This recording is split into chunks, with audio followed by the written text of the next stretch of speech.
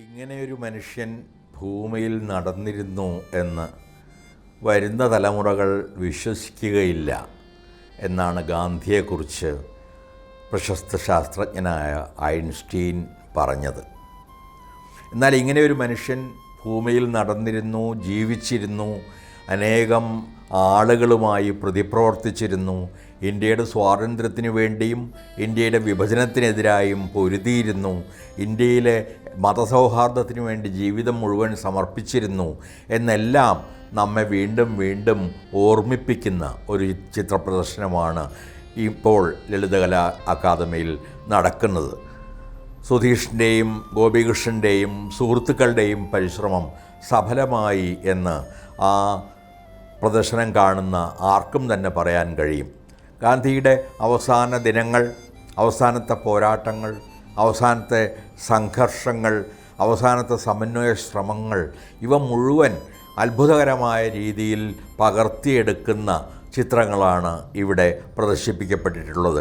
അദ്ദേഹം താമസിച്ചിരുന്ന വീടുകൾ, അദ്ദേഹത്തിൻ്റെ അനേകം സുഹൃത്തുക്കൾ, അദ്ദേഹം സംസാരിച്ചിരുന്ന യോഗങ്ങൾ, അദ്ദേഹം ചെയ്തിരുന്ന കാര്യങ്ങൾ, ഇവയുടെയൊക്കെ തന്നെ ഒരു നേർചിത്രം നാം ഇവിടെ കാണുന്നു. നേർചിത്രം എന്ന് ഞാൻ അർത്ഥത്തോടുകൂടി തന്നെയാണ് പറഞ്ഞത്. കാരണം ഇവ ചിത്രത്തിലൂടെ, ഫോട്ടോകളിലൂടെ തന്നെ ഗാന്ധിയുടെ ജീവിതത്തിൻ്റെ അവസാന ഘട്ടത്തെ പകർത്തുകയാണ് ചെയ്യുന്നത്. പ്രത്യേകിച്ചും ഈ സമയത്ത് ഗാന്ധിയുടെ അവസാന ദിനങ്ങളെക്കുറിച്ചുള്ളൊരു പ്രവർത്തനത്തിന് സവിശേഷമായ സാമൂഹ്യ, രാഷ്ട്രീയ, ദേശീയ പ്രാധാന്യമുണ്ട് എന്ന് ഞാൻ കരുതുന്നു.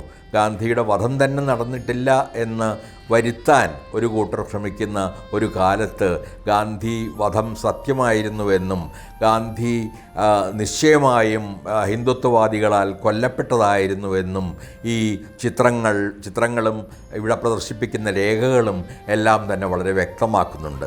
ഗാന്ധിയുടെ അന്ത്യ സന്ദേശത്തെക്കുറിച്ച്, ഗാന്ധിയുടെ എല്ലാ കാലത്തെയും ജീവിത സന്ദേശത്തെക്കുറിച്ച് നമ്മെ എല്ലാം ഓർമ്മിപ്പിക്കാൻ പര്യാപ്തമായ ഒരു പ്രദർശനമാണ് ഇത്. ഒരുപക്ഷേ കേരളത്തിൽ മുഴുവൻ അഥവാ ഇന്ത്യയിൽ മുഴുവൻ നടത്തേണ്ട ഒരു പ്രദർശന പരമ്പരയുടെ ഭാഗം എന്ന നിലയിൽ വേണം ഈ എറണാകുളത്തിന് ശേഷം നടക്കുന്ന രണ്ടാമത്തെ പ്രദർശനത്തെ കാണാൻ എന്ന് എനിക്ക് തോന്നുന്നു. ഗാന്ധിയെ അടുത്തറിയുന്നതിന്, അദ്ദേഹത്തിൻ്റെ സന്ദേശം അടുത്തറിയുന്നതിന്, എല്ലാ മതങ്ങളിൽപ്പെട്ട ആളുകൾക്കും അദ്ദേഹം പകർന്നു നൽകിയ ദീർഘദർശനത്തെക്കുറിച്ച് അറിയുന്നതിന്, ഇന്ത്യ എന്ന ആശയത്തിൻ്റെ സ്വരൂപീകരണത്തിൽ ഗാന്ധി വഹിച്ച പങ്കിനെക്കുറിച്ച് അറിയുന്നതിന് ഈ പ്രദർശനം അങ്ങേയറ്റം ഉപകാരപ്രദമാണ് എന്ന് ഞാൻ നിസ്സംശയമായും കരുതുന്നു. അതിനുള്ള ധാരാളം എഴുതപ്പെട്ടതും ഫോട്ടോകളിലൂടെ പകർത്തപ്പെട്ടതുമായ തെളിവുകൾ ഇവിടെ ഈ പ്രദർശനത്തിൽ നിരത്തുന്നുണ്ട്. ഇത് നമുക്ക് എൻ്റെ തലമുറയിലുള്ളവർക്കും വരുന്ന തലമുറയിലുള്ളവർക്കും മാത്രമല്ല, വരുന്ന അനേകം തലമുറകൾക്ക് പ്രയോജനപ്രദമാകാൻ പോകുന്ന ഒരു പ്രദർശനമാണ് എന്ന് നിസ്സംശയം പറയാം.